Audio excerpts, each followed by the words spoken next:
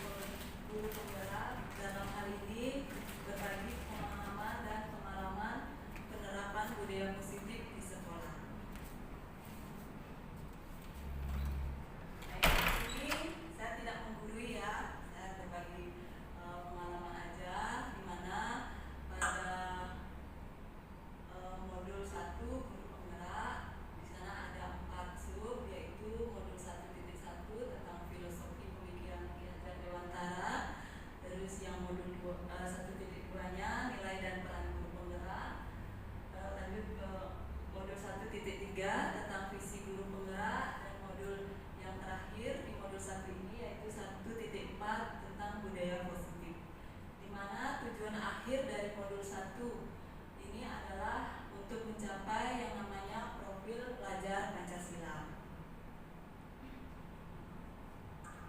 Adapun konsep utama modul budaya positif itu terdiri dari 7 kegiatan. Yang pertama tentang perubahan paradigma belajar, kemudian disiplin positif, kebutuhan dasar manusia, keempat tentang motivasi perilaku manusia, yang kelima tentang posisi kontrol restitusi, keenam keyakinan kelas, dan yang terakhir tentang segitiga restitusi. Yang pertama kita akan membahas tentang pembelajaran dengan paradigma baru, di mana pola pembelajaran yang sebelumnya menurut guru dan siswa untuk mencapai kriteria ketuntasan, di sini kita berubah atau menggeser menjadi siswa sebagai pusat pembelajaran, di mana pembelajaran dengan paradigma baru ini dirancang berdasarkan prinsip pembelajaran yang berdiferensiasi, sehingga jadi setiap siswa itu belajar sesuai dengan kebutuhan dan tahap perkembangannya. Jadi tujuannya di sini adalah mewujudkan profil pelajar Pancasila, di mana kita masih ingat ya, profil pelajar Pancasila itu terdiri dari apa aja kira-kira? Ibu bapak ada yang ingat? Iya, mandiri, gotong royong, berkebinekaan global. Jadi profil pelajar Pancasila itu yang pertama ada beriman dan bertakwa kepada Tuhan Yang Maha Esa, terus berkebinekaan global, ada gotong royong, mandiri,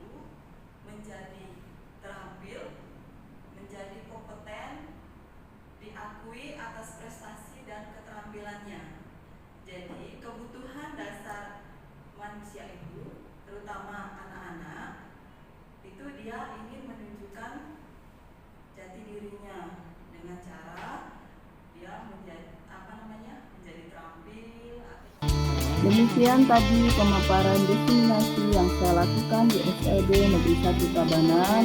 Semoga bermanfaat. Akhir kata saya ucapkan terima kasih. Guru bergerak Indonesia Maju.